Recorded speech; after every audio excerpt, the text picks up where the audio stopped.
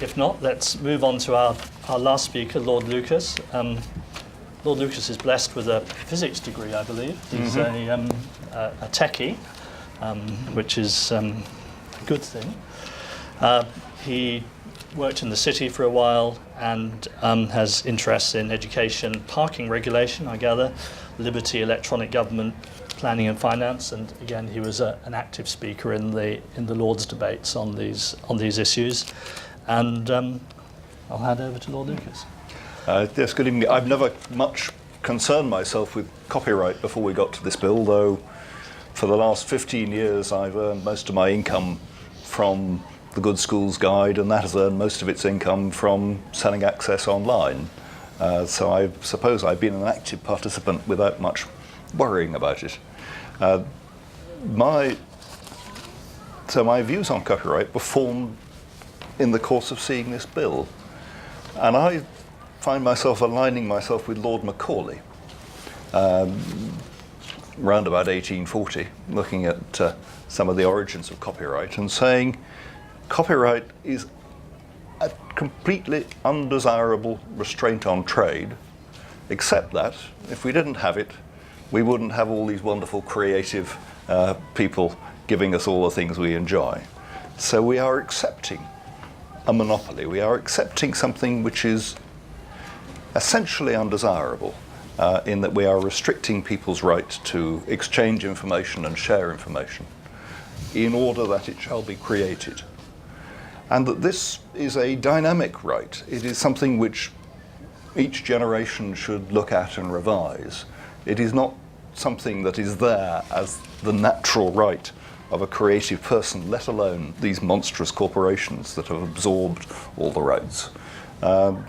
And I find myself immensely put off by the pronouncements of Mr. Bronfman and others, who seem to wish to bash everybody over the head with this enormous club called copyright.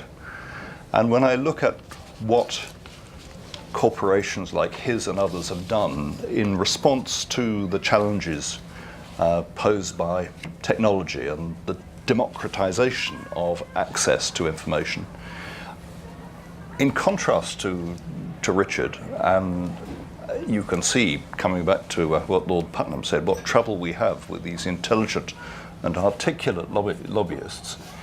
But he has just glossed over the history of failure and obstinacy that characterizes his industry in letting this whole problem grow up because of their refusal to provide their material in the form that people wanted.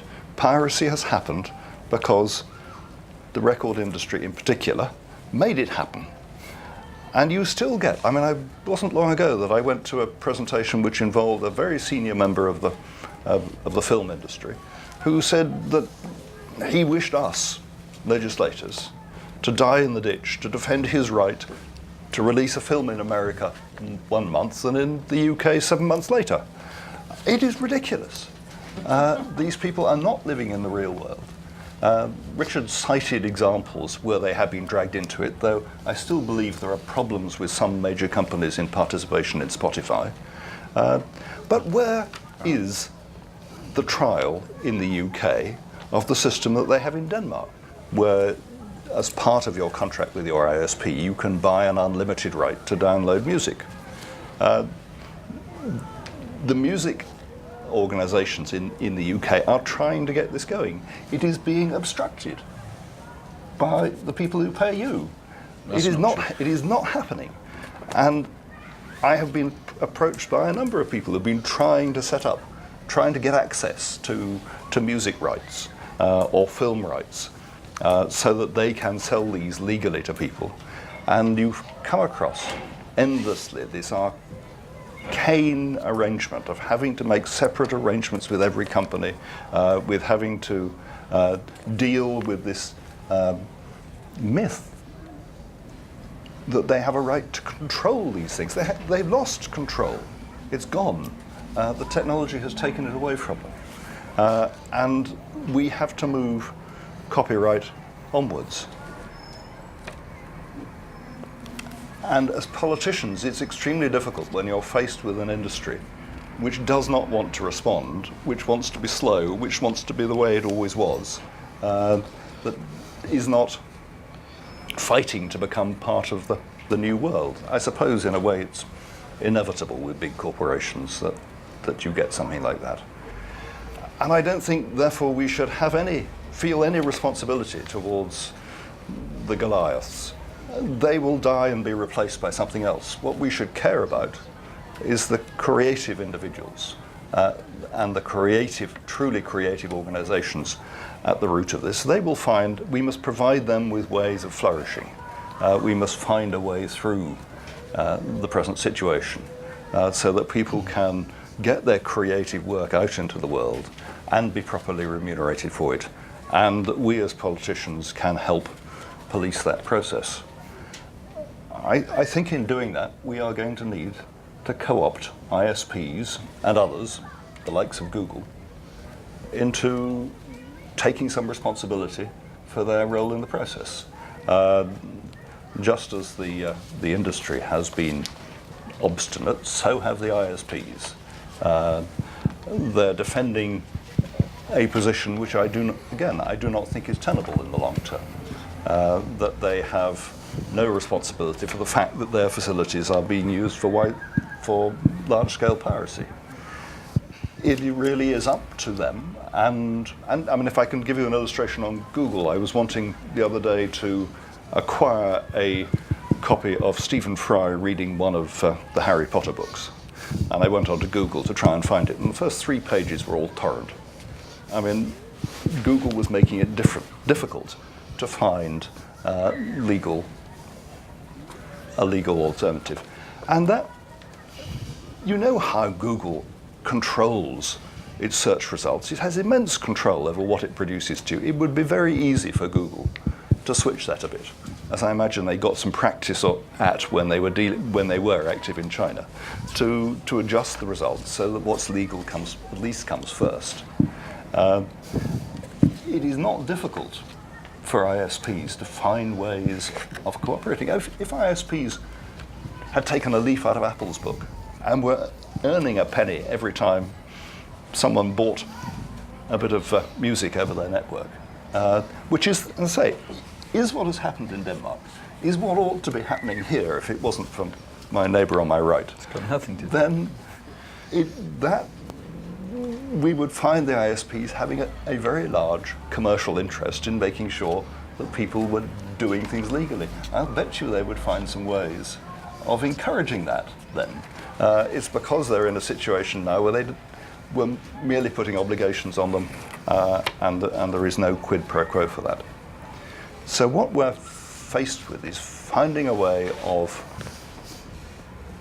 getting through the change that has been brought about by technology, to find, as will inevitably happen at the other side of it, that there is a way of allowing creative people to earn well and be supported by marketing organizations, and that the whole business will re-emerge, ideally without some crisis at the end of it, some victory. And victory for piracy would not be a long-term victory. It would merely result in a dissolution of current structures and us having to put something else in place.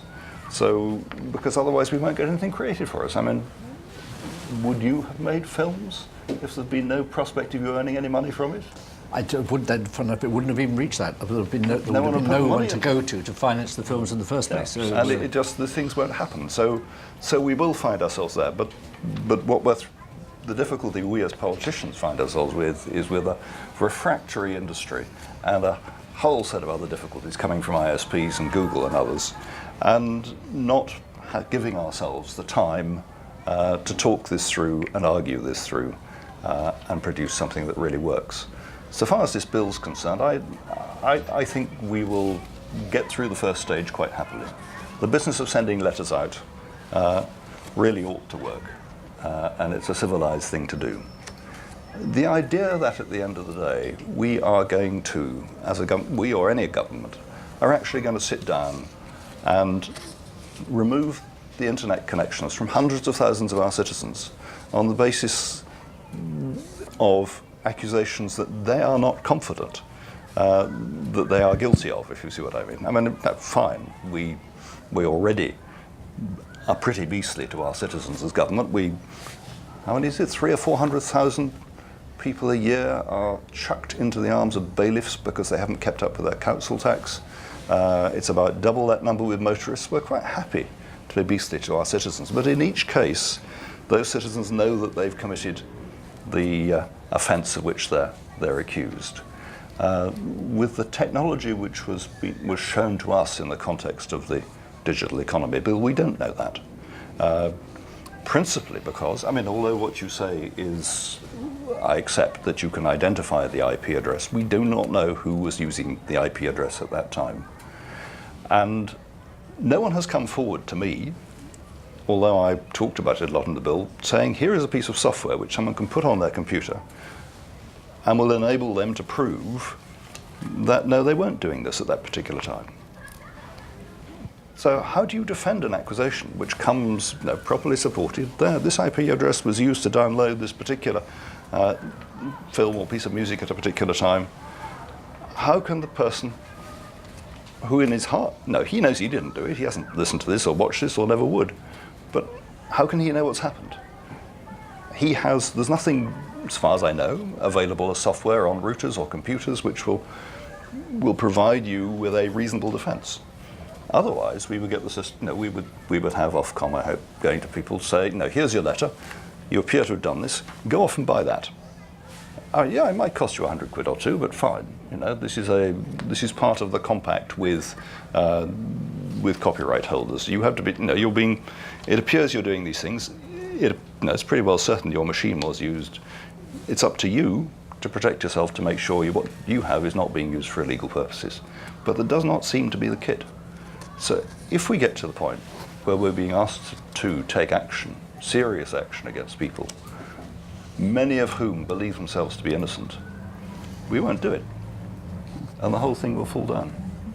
So we have to find, and at that point, we've either got to the point where the warring parties have agreed some way forward which lets us all through into a new way of doing things, or we will end up frankly, allowing piracy to run to the point where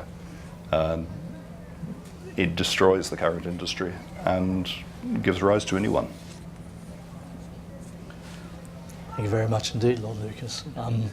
The question I would put to that is, in view of the comments you made about the record industry and the need to change, I mean, would you encourage the rights owners, to use a generic phrase, to offer a license that would allow the current illegal file sharers to carry on file sharing for, say, a monthly fee?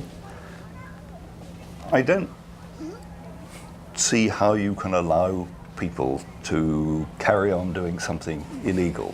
Well, it would no longer be illegal because you would be paying for a license to do it. I mean, what people are wanting is access to music. And it is a question of getting that access to music in the way that they want. Now, one of the first things that has got to happen is that people offering music have got to be able to offer any music. If you one of the people I talked to in the course of the bill was Billy Bragg. Now, his record, as with you, his record company controls his music.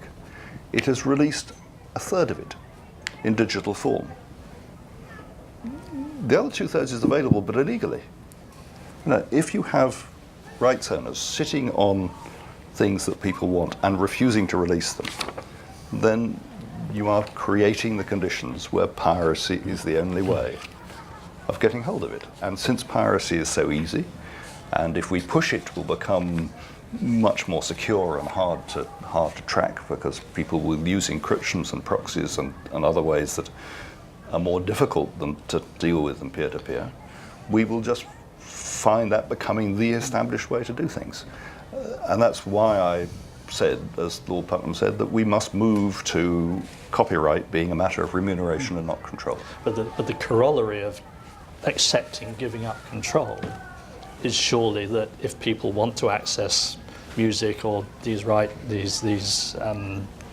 content through file sharing, that that so long as they pay an appropriate subscription to the rights owners to do so, they should be able to carry on doing that because it doesn't matter. Because they are choosing how to consume it, and that is the corollary of giving up control. Is that consumers have the choice about how to consume it, and the rights owners accept that they give up that control, but still, but there is a license that enables them to obtain the remuneration. If I've paid my £20 a month to the rights holders organisation, then why should they care where I get it from? If that is a right to any music I want. Well, I'm sure Richard will have views on that, but that is precisely the issue, isn't it? Because all the rights owners and collecting societies have this, historic, immense structure which is devoted to precisely that, which is controlling how the users do access these materials, and they value that very highly. And it is a huge step to expect the rights owners to give that up. It may be a step that you would say, and some would have sympathy with, that actually they've got to face up to that, but it is still a huge step. It is. Richard, do you want to just? You're both being terribly free and easy with other people's rights. I'd hazard to be as the rights owners the rights owners are very keen to change international treaties when it suits them. There are some rights holders for whom the system you described is absolutely right and appropriate, and I think everybody in the music business, certainly people like Shearer, IFPI, would welcome this sort of flat rate model, if you like, or some way that she wasn't very happy about it when I suggested it to her. Well, with this important caveat, and one which you have fallen foul of, because it's vital to rights, and it's very easy to rather loosely say, oh well, you should give up the right to control, but there is such a thing as moral rights, and creators do, funnily enough, have a sense of ownership, and dare I say, even pride in their work, and do want to, on occasion, know how that work is being used. And to say, as you're hinting towards, Graham, that there should be a mandatory internet license will absolutely suit some individuals, might even suit Billy Bragg, but it won't suit all. And copyright fundamentally comes down to ownership. It isn't a monopoly right in British law. It comes down to the property rights of the creator, and to rather loosely say, oh, well, they should give up those property rights because they might get 20 quid a month of some subscribers is, I'm afraid, a historic punt. And it's all very well saying, well, rights holders should make that historic punt, but make that punt at your peril, because if you get that price point wrong, you have a once and for all attempt to do this, and what you end up doing is selling every creative right down the river, and you can forget about investing in creative people, be they filmmakers or recording artists, because there won't be a pot of money to go around. Richard, I know you to be a good guy. I just want to get one thing off the table, because I hear you talk about moral rights. Truth is, and interesting, Lord Lucas mentioned Macaulay. I heard almost the ghost of Macaulay on the radio the other day. It was a professor, I sadly can't remember his name, but it was also Macaulay come back and been added to. And he said that intellectual property, I think I got it right, intellectual property has moved from a desirable right to remuneration to something far closer to an ideology. And I think he's right. And the problem we have is, Richard, I'd say this to Simon, come on guys, it's about money. You are not remotely interested in moral rights. Please don't insult me and what I do by pretending to, because you're not. You're honestly not. It's about money. At some point, you two will crack a deal. That deal will be based on cash and a split of the revenues. And people like me will get some percentage of what you end up netting. Of what you end up netting out. That's what will actually happen. It's about money. And Rafe's absolutely right. What happened here? We had two irreconcilable forces. Richard was always slightly, you have to be on the back foot, because your own industry got this so appallingly wrong 15 years ago that they've been struggling to get out of a box they put themselves in. And I think you're beginning to make something of a fist of it. And thank God the movie industry hasn't quite made the same mistakes that the record industry blundered into. But I think it's really important to say that from a perspective of legislators, and Lord Lucas nailed it again, the point was we were dealing with two irreconcilable forces who we know eventually will find a way of reconciling themselves, and it'll be cash-based. And what we were trying to do was come up with something that worked. Now, I won't take too long, I promise, but I want to make a couple of points. Two things essentially went very, very wrong, and they probably were avoidable. The first was I come right back to the digital economy, the original Digital Britain report, which was good. During the summer recess last year, Lord Mandelson, Purnell had gone, remember? Carter was in a weakened position. Mandelson arrived and was lobbied, I don't know who by Richard, but was lobbied during the summer recess and basically changed the terms of engagement that had been posited in the Digital Britain report, okay? He changed them. That was devastating to the officials who'd spent 2 years working on a policy, done a lot of work, who within a month had to effectively rewrite their policy, which ends up on Rafe and my desk, as it were, as poorly written and inadequate first draft bill. That's what we had to wrestle with, and no time for proper scrutiny, no time for what I mentioned earlier, pre-legislative scrutiny. So that was the first tragic error, was the legislative process itself got, as it were, corrupted. The second one, and the direct corollary of this was, when that happened, the Open Rights group is a coalition, always was a coalition.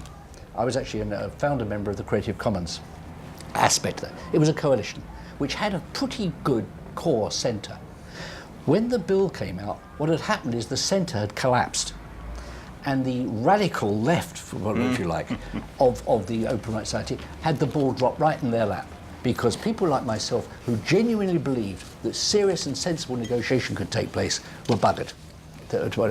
And so what you had was another completely opposing force was unleashed, which was that copyright was theft. So what we had was, instead of a sensible, thoughtful move towards 21st century copyright legislation, we had almost lunatic opposing forces. Two groups who couldn't agree on the cash split, and another group who didn't want anyone to be paid for anything under any circumstances. And we were attempting to try and navigate our way through some sensible middle. And in some respects, I think we got there, and in some respects, we patently didn't. Sorry, I really said everything I would say. Andrew, we haven't heard from you for a bit. Have you been storing up any thoughts here? No, I mean, If not, please feel free to pass the buck. I mean, I think it's fair, you know, just on back to this sort of question of responsibility. I mean, first of all, I think there's one thing here, which is I remember when we came to this issue first, and I sat down with Charles Dunstan about 2 years ago, and we got our first request through from a law firm to disclose customers' details so they could do things. I can tell you, our reaction wasn't about where's the cash in this and how can we do it. Our reaction was one of straight principle. We are not going to expose our customers to ill-founded accusations and bullying. And actually, by the way, we're the only ISP that doesn't hand out our details to the likes of ACS Law and Davenport Lyons because we think the whole process is so wrong. So I think it's more than just cash. It's important. It's down to a set of principles. And I think if you're a business and don't operate by some principles, then you won't go very far. But yes, in terms of at some point, will we do something like in Denmark? I think yes. But at some point, we've got to make sure that we're just about to launch a TV service, we're just about to launch a mobile service. We would love to launch a music service, but the terms have got to be right. We sit between the music companies on one side and customers on the other, and if the customers aren't going to buy it, we're not going to do a deal. So yes, the cash has got to be right. But we're open doors to doing something that's viable. We're not closed to doing that, but it's got to be on a reasonable set of terms. I think your point about you can get a deal with 2/3 of them, but not 1/3 is absolutely right. It's a nightmare trying to put these deals together. All right, to the audience. Let's have a new contributor from the audience. Have we got the microphone?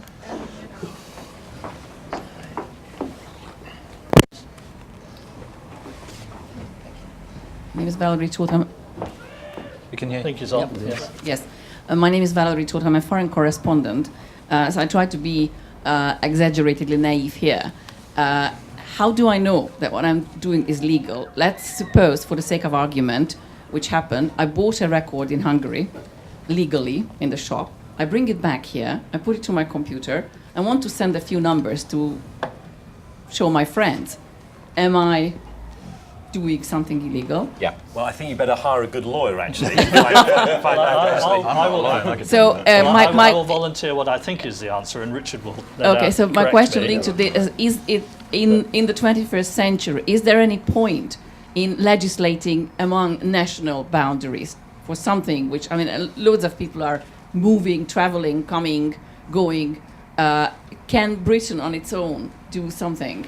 And my other question to the panel is, how do you see the future of this act then? Is it something which has to be dramatically rewritten, thrown away, started from scratch, or can it be salvaged, or, how do you see the future of that? I'll just give you what I think is the answer on the legality. I think the answer is this, that because it's coming from Hungary, that's within the EU, so the import of the CD itself is okay. Might not be if it was outside the EU, but I'm sure you knew that. The copying of the CD onto your computer, technically that would be illegal, but of course you will have read the BPI submission to the Parliamentary Select Committee, and I think it was 2007, which said that the BPI won't in fact enforce any copyright infringements against those who copy CDs onto their computer or onto their iPod or whatever. But once you start onwardly distributing that to your friends, then you're in trouble. Yes? Yeah. Would you agree with that, Richard? Absolutely. And to your second point about the territoriality of it, curiously, the UK is one of only 3 territories in the EU where that format shifting bit, where you put the CD onto your computer, is illegal, because in the other 24 territories you would already have paid a levy on your hardware, and it's allowed. So there are international solutions. I think it does need, obviously, a wider international response. The whole issue of illegal file sharing. The European Commission is looking at it, and they've got a stakeholder dialogue group where a lot of us meet from time to time, where they're looking at what's happening in the UK and in France, which has a similar-ish law in the Adopi law, to try and create a European framework. But because ISPs work on a national basis, and that, a Spanish ISP even operating in the UK will work on according to UK communications law, there is quite a lot that can be done actually within each member state. So yeah, the problem of file sharing is an international one, but we can operate quite a lot of levers actually just in the UK. I hope the irony in what I was saying was came through, that how any consumer is supposed to understand that is quite beyond me. Issue, It takes lawyers enough. I just wanted to say that it's obvious that there is a difference. But the law cannot regard morals, but me sharing my favorite number with my friend, just sending him in an email one song, is different from somebody who is consciously, does hundreds of numbers or makes the dividing line that once you start sharing with your friends is over the limit is probably something that I suspect many consumers would understand, and I suspect that in fact that there isn't the same degree of confusion among consumers about the legitimacy of using sites like Pirate Bay as there is about the ins and outs of precisely when you can transfer a CD that you've bought onto your iPod. Quite so. It's when you claim you've got 7 million friends that I think we get suspicious. But that's very much my point about the fact that the centre collapsed. Common sense went out the window. We weren't allowed to use common sense, which... this is an old problem, and we've done, on the market research we've done for the Good Schools Guide, we find that 10 people read the book for every one that buys it. No, it's always been that way. When you read a good novel, you pass it on to a friend. And of course, in the hard copy world, there was nothing wrong with that. Yeah. And that was perfectly legal. Whatever we come up with as a solution has to accommodate the ordinary friendly activities of people. Clearly, when it becomes something more industrial, we have to find ways of dealing with it. Can I give an illustration of how goodwill can operate? Because I happened to be there, I was in Parliament by this time this happened. Was the author's rights in terms of libraries. It took, 50 years for authors to have rights attributable that a library copy of a book carried a different royalty rate than a purchase copy. It took 50 years to get that through. In the end, you got it through because common sense dictated that whoever the objectionists were didn't really have a good enough argument. I just like the idea that we could actually get that type of common sense into legislation up front, and not have to wait years and years and years before common sense dropped in, and but it became an amendment to to a very small bill. Tiny thing, meant a lot to authors, did not close libraries, and should have happened in 1946. Dawn, were you? Yeah, Can you identify yourself? Dawn Osborne. Yeah, I thought it was a very slippery slope to suggest that it was all about the money. I mean, Stanley Kubrick famously withdrew his film when he thought that it encouraged violence. People might not want their songs associated with undesirable political groups, and there are also quality issues as well. You know, if something's filmed in a cinema on a handy cam, should it be allowed to be passed around? You know, so I think I think that creators care passionately about principles, and that it's not just all about the money. And I know that we're talking about peer-to-peer here; it doesn't very often come up. But I just thought it was an important point I obviously to be made. explain myself very badly. I wasn't talking about the creators. I'm talking about the in this case, for example, the MPA companies or BT. I have been at more meetings where we have attempted to get the moral rights legislation that exists in Europe applied to British filmmakers in this country, and we've failed. We've never ever done it. So if I get a bit short about listening to people talk, people who represent, let's say, the APA, and talking about moral rights, it's because I know it's not true. I know that they will go to the wall to prevent moral rights legislation creeping across the English Channel. Yeah. To be fair to myself, I think why I wanted to introduce why I wanted to introduce the concept of moral rights into the debate is right. I mean, the BPI does not go into every meeting with its recording artists and say, let's talk about your moral rights. But it's very easy when there's this abstract debate going on, hey, let's put all the rights on the internet for 200 quid, that it does go missing. And I'm perfectly happy to put on, if you like, an abstract hat on the other side and say, well, there are things such as moral rights. All right, you don't hear Lucy and Grange talk about them every day of the week. But funnily enough, record companies do work closely with artists, and even though record companies haven't got the moral rights, they do work very closely with the artists who do. So I wasn't, I hope, trying to say, you know, the BPI is always and ever a champion for moral rights, but we recognise their existence, and it mustn't go missing when people are talking about just putting it all out there. But Can I suggest we don't get too diverted onto the issue of moral rights? I think there was. yes, Was there another question, or should I give the floor to Emma again? Emma has the. rights would not be a consideration if you and they were cracking a deal. Yes, at the back. Sorry. Hi, my name is Saskia. I work for Consumer Focus. I actually have to defend the Open Rights Group because I think one thing is, I think you will find it hard to point to any document that they sent you during the course of the Digital Economy Bill going through Parliament, where they said that file sharing was right, that nobody should pay for anything. What they were trying to defend is exactly the same rights you basically spoke about, which is the right to due process. You know, they were questioning the standard of evidence. They were asking for pre-legislative scrutiny. They were asking for Parliament to have the right to debate this bill, for the bill to not be rushed through Parliament before an election, and for the wash-up process to not be abused in a way that's pretty much unprecedented. So, and I think one of the problems with this whole copyright ideology debate is that as soon as you criticize the rights holders, or as soon as you argue that copyright might need reform, you're sort of cornered as being, some sort of radical who's anti-copyright.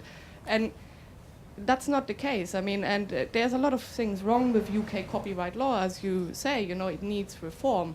And, we have to stop painting people who talk of reform of the copyright law, which Gowers recommended as well, and which, never really happened, as sort of weird radicals and stuff. The only reason why Consumer Focus wasn't cornered as a radical is because of our status.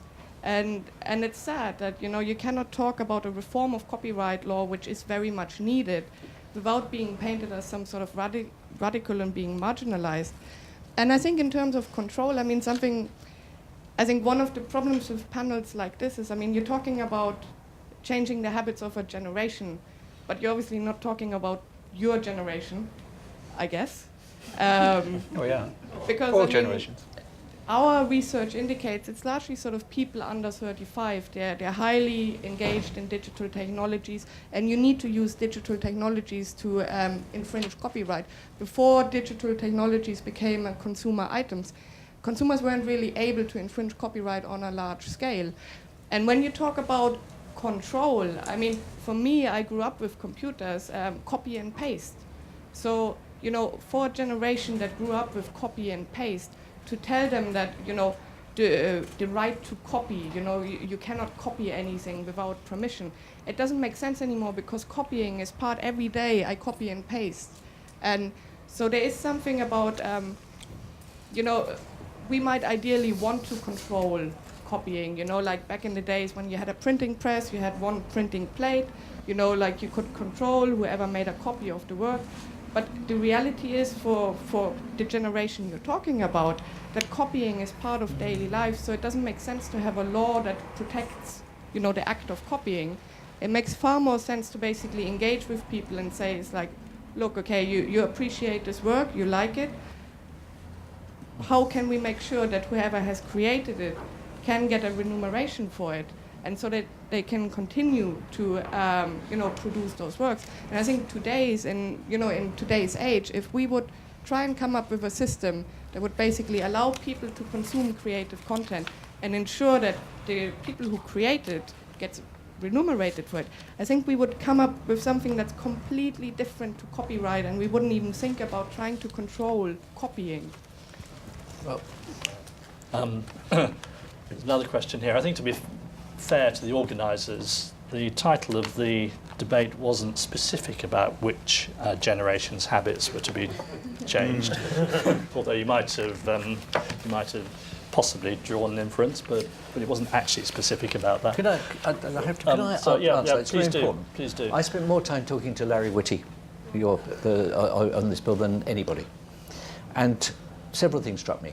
One was that the amount of access that Larry himself had to the other arguments, most particularly the individual copyright owners' arguments, was quite limited. That's the first thing. Secondly, as I said, I was a founder member of, in fact, I launched the Creative Commons. I am absolutely a signed-up member of the notion of copyright reform. What I thought I said, and I hope I did say, was that after Mandelson did his flip-flop during the summer, there was nothing in it for your society. There was nothing left. You weren't left with anything to negotiate with. And I think what happened, my own belief is what happened, is that you moved from a position where I was, which was there's an interesting deal to be struck here, because we're not seeking to infringe legitimate copyright. What we're looking for is better free use protocols, and I'll come on to that in a second, that protect the free flow of information, okay? I think that situation was denied to you by the draft bill that emerged. And that's why I think and I've talked to Larry, that's why I think the position that you took was almost 100% oppositional, because you were forced into that corner. No, I described it as a right and left, but I would argue that was the case. Let me give you just a tiny illustration, if I may. The very first time I ever voted against my own party was over a clause, and Lord Lucas may remember it. It was over we ended up calling it the Independent Newspaper Amendment. Do you remember this? Where it was over the right of the Times newspaper to sell newspapers below their manufacturing cost. It was quite obvious why this was happening. It was happening to try to destroy the Independent. Right? So they were selling the Times, I can't remember, it was at the time 10p or something. Yeah. And we tried to get an amendment on to prevent a newspaper being sold below the cost of manufacture in order to protect plurality.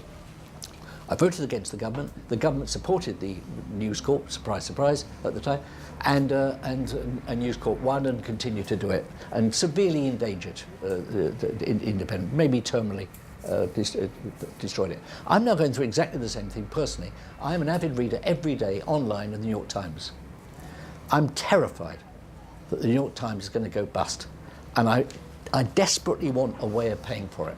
I wish I could be charged $10 a year, $20, $30 a year to buy and use the New York Times every day.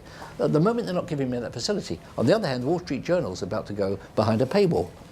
It is possible that by taking the steps to go behind a paywall, and by having a much, much, much bigger organisation, that Murdoch would do exactly what he wants to do. Let's make no bones about this. Force the New York Times out of business. He wants the New York Times gone, and he wants to dominate, and the Wall Street Journal to dominate the New York press market. These are huge issues, and they can't. And those actually, these are I have to say, these are the more important aspects of this legislation than the ones we're discussing here. This is the ability to ensure plurality of news provision, properly paid for news provision, employment of journalists, photographers, and that. That's what this is really about. It is not about, I'm afraid, a futile fight between the BPI and the ISPs, because frankly, guys, both of you have got responsibility to keep the show on the road. And that's why I get angry with the ISPs. You're not stepping up to the plate and ensuring that vital components of our communication world and our entertainment world are kept in play. And you had that responsibility, and I'm absolutely determined, legislator, sooner or later to find some way of dragging you kicking and screaming into the game. I think that's one thing we can confidently do as legislators. We bite big corporations. I think we're we're more reluctant to do beginning that to to draw to the individuals. end of our available time. I have one issue which I'm absolutely burning to bring out, which hasn't been brought out yet. Are you still looking to... All right, the question not at the back. Can we have one more question from Emma, and then I'll use my chairman's prerogative, if I may, to bring out the question the issue that I... Can we have the microphone at the front for Emma? How much longer have we got, actually, Mr. Organiser?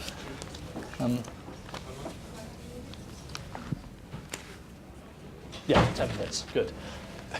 Just have a question about it, an issue that's come up, or a number of people have touched on it, about where the user sits in this discussion. I mean, Andrew touched on it and explained how TalkTalk, and I imagine lots of the other ISPs as well, really deliberated on what the process means for their users. And Lord Putnam talked about it as well. Saskia spoke about it as well. And I think I would completely agree with Lord Putnam's earlier comment, is that the debate was so polarised, the interests of your average internet user really got lost in the middle. And I think that a lot of the companies involved in the debate found themselves in this curious position where they had to stand up for the rights of the normal internet user.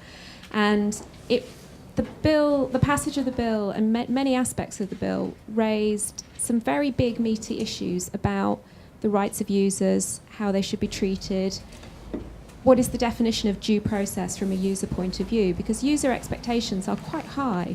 They demand their rights, they're not shy about it, we know what they expect, and a lot of them were ordinary internet users were very unhappy with some of the aspects of the bill, and we stood up for that and defended it. Copyright is probably the wrong starting point for that discussion. It's a very, very big issue about what you restrict on the internet and what you don't. And I think internet users understand that not all speech and not all activities on the internet are protected for them, but when they are restricted, they expect the process to be fair. And that's probably a debate that Parliament needs to have and government needs to have, but it's much, much broader than copyright. Does the panel agree that copyright's probably the wrong starting point for that, and that it's really important to have a very broad discussion about what kind of internet we want in the UK and how we want to treat our citizens when it comes to their interaction with the internet, so that we can actually put copyright in its context rather than have the tail wag the dog? Yep, no doubt. We were where we were, All though. are scaremongers then. Well, I'll tell you, I'm glad you raised the point, scaremongers, because the reason a lot of people took fright at what they thought was in the digital economy bill, because they were being told things like it'll shut down Google.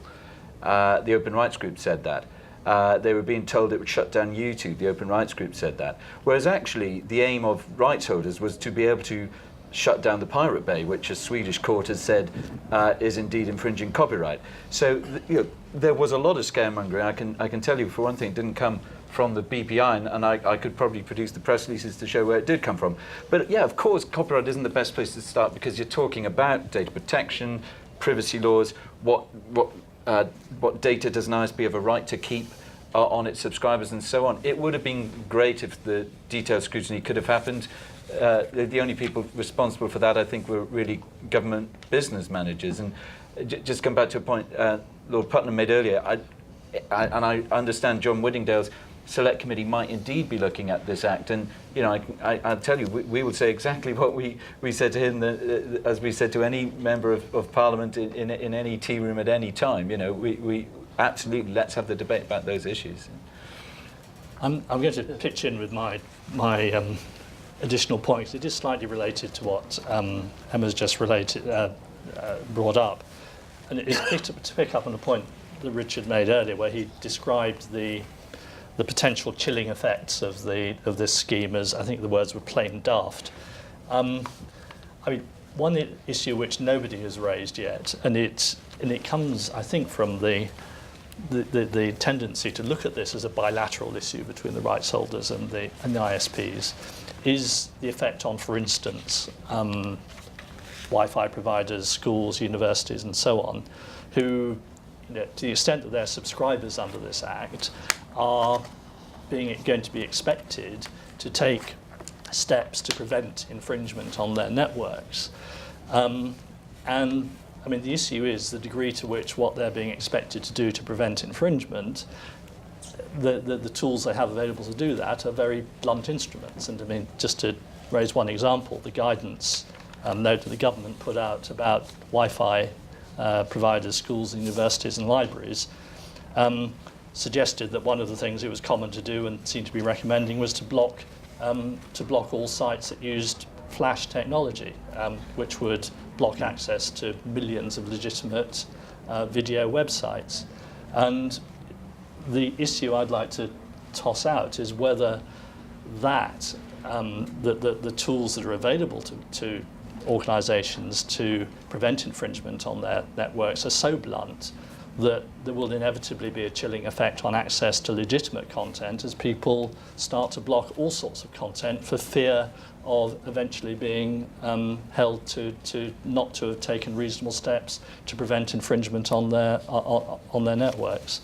Now, I'm not sure that really got a real hearing during the parliamentary debates, and I'd like to just toss that in as an issue. Andrew, I mean, I think you're right. It didn't get a proper hearing.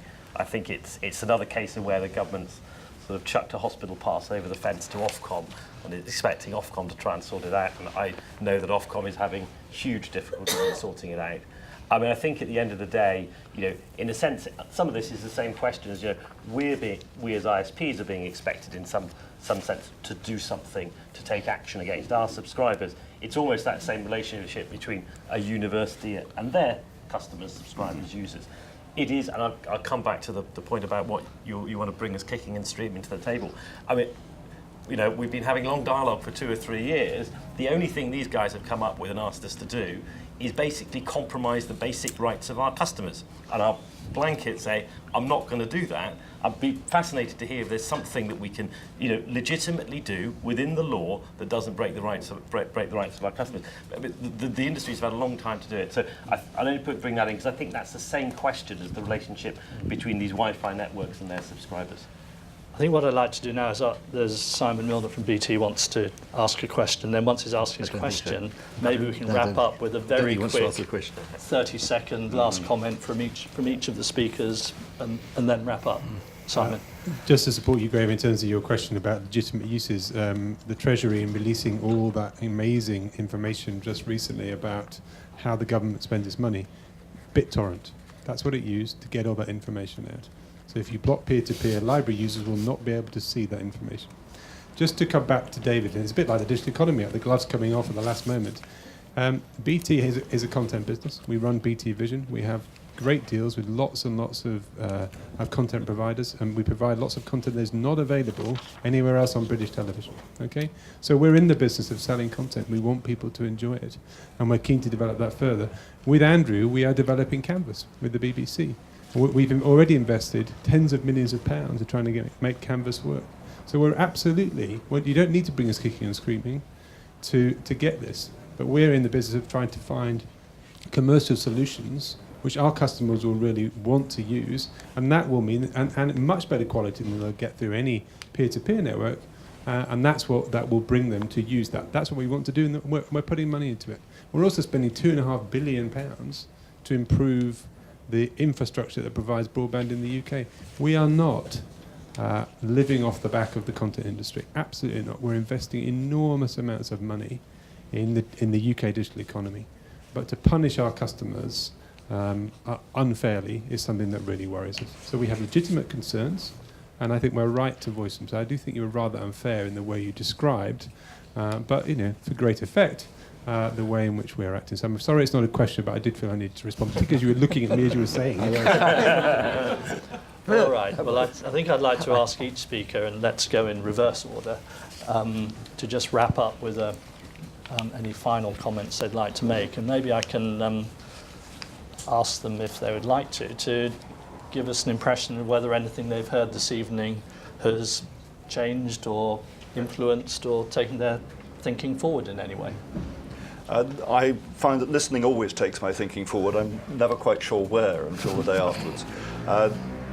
To pick up a couple of points that were made in questions, I think when it comes down to the universities and people like that, whether we actually allow them to be prosecuted at the end of the day will depend on how good the technology is that might enable them to know whether their users are misbehaving and to control that.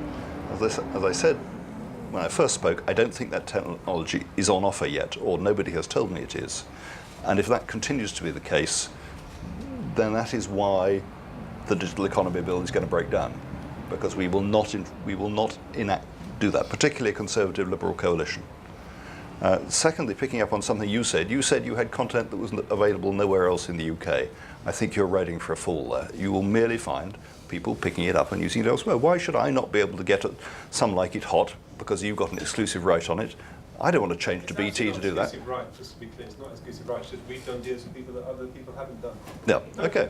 Fine. But if it's if you're going back to the old model of being able to deny consumers access to content, I think that what you ought to be concentrating on is the quality of customer service and the things that go with it to make you the person that I want to deal with, rather than thinking you have exclusive rights to something which has become common material. But thirdly, I'd like to say I'm going to be fascinated to see how this whole bill goes with the coalition government. The two parties are coming at it from quite interestingly different directions. And I think, particularly when it comes to the concerns about enforcement, we will have a very interesting dialogue when that point is approached. Richard? Agree with that latter point. I'm just going to, I guess, make a comment more in summary. The record industry doesn't yearn for the 80s when it was all about selling CDs.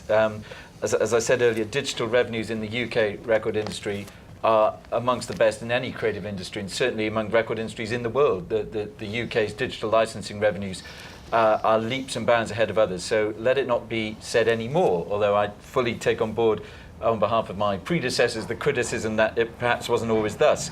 But our success in the digital world depends upon us tackling copyright infringement. We cannot do it alone. We are grateful for the help that we've had to date from the ISPs, and contrary to what Andrew and I's sparring may look like, we often sit down together on a more friendly basis, as we do with other major ISPs, and we are working towards these deals, and we are working towards making the Act provisions work for us both. There's a message of hope there. But copyright is important to the creative industries, and it's tinkered with at not just the rights holders' peril, but I think the whole economy's peril, and we're not at a stage yet where one moves to a situation where it's true to say that you can't have a law that prevents copying and that you can do whatever one might like with rights. They are more important than that. And we can, I think, preserve that importance while still tackling infringement. Andrew. Okay, on a sort of a summary note, but hopefully a pragmatic note. I think there was a question of what can be salvaged or something from the bill earlier on. I think part of the problem is the bill at the moment is all about sticks and enforcement, and in it is something about compromising the basic rights of our customers, which we're not prepared to do. I think if you set that against the backdrop that actually you really can't stop this stuff. I mean, you don't have to be a PhD to work out how to get around it. It is terribly easy. I'm not going to say it because otherwise tell you how to do it, because otherwise Richard will tell me off, and it's apparently going out on a podcast as well. It is very, very easy to do. So what we need, and it doesn't necessarily need to be written in legislation, but it needs to come from the government, it needs to come from the coalition, is something which is more a holistic solution that is a lot more about carrots, along with a few sticks. But at the moment, it's all sticks and absolutely no carrots. And if we go along like that, we will have this polarised debate from both sides. And I think it will be difficult to bring us to the table while we're having our arms twisted behind our back. So hopefully that's what will happen in the future. Whether it will be a Digital Economy Act 2, I don't know. But certainly it needs to change. Last word from Lord Putnam. Last word. I'd say two things. One relates to the legislative, what happens next. I and a number of other people in the Lords have for a long time argued that one of the things that we could do and should be doing is, sorry about the phrase, but post-legislative scrutiny. That's to say, looking at bills that have been passed and the way in which either they can be improved or those parts of it that have become non-applicable. Something we should have been doing, I think, for a long time. If ever there was a case for a post-legislative scrutiny process, and Rafe and I would certainly put our hands up, this bill would be, and then maybe we could then hand over to the coalition those aspects of it which actually we thought were fit for purpose, and those aspects of it which needed unbundling and looking at again. That would be one suggestion. The other is I just want to deal with this generational issue for one moment, because where it ties Simon and you together. My argument is that, and I accept probably I was over the top, but what Simon's doing effectively by not wanting to infringe the rights of his customers is allowing the generation that you're referring to spend another 5 years believing something which is a total fantasy, which is they can get something for nothing. There's a huge job to be done, and my own belief is, and I think I'll be right, what I call Web 3, the technology that will be applied to Web 3, whatever that will look like, will be a paid-for technology. So therefore, the generation you're referring to that's grown up and got quite used to taking things down free and using things free will have to come to the extraordinary conclusion that it's got to be paid for. I don't know what sums of money we're talking about, but the very last thing I'll say is this. In 1980, I don't want to sound like a smart-ass, in 1980 or 81, I contributed to a book called The Third Age of Broadcasting. We had a chapter each. And at the time, got me into a lot of trouble actually, at the time I said that by the year 2000, people would be paying £500 a year, roughly, for what they got off their television. And I was rubbish to the point of, I was told I was mad and completely crazy. Well, I was wrong by 5 years, because in 2005, anyone, a full Sky subscriber, who also paid their license fee, was paying £500 a year. And I would put it to you that within a decade, that generational thing, that young person working on the computer, without knowing it, by micropayment, will suddenly find that they're spending £50 to £100 a year on things that they thought were free. I don't think that's the end of the world. I think that's where we'll end up. And the tragedy will be that of that £100 a year, 20 quid won't be coming back to our industries, won't be coming to you, Richard, won't be coming to the ISPs. It'll be going to the technology that's been created that collects the money. And we will have actually built a business for somebody who is not here, who we've never heard of, who would be making more money than Bill Gates, because they'll have come up with a scheme whereby the money's been siphoned off to make what is at the moment illegal, legal. And that's a pity, because I think we could have done it ourselves without having to empower a third party to draw money off the system. Well, thank you very much indeed to all our speakers, and I hope you found it a stimulating discussion. And can I ask you to show your appreciation for the whole panel? Thank you.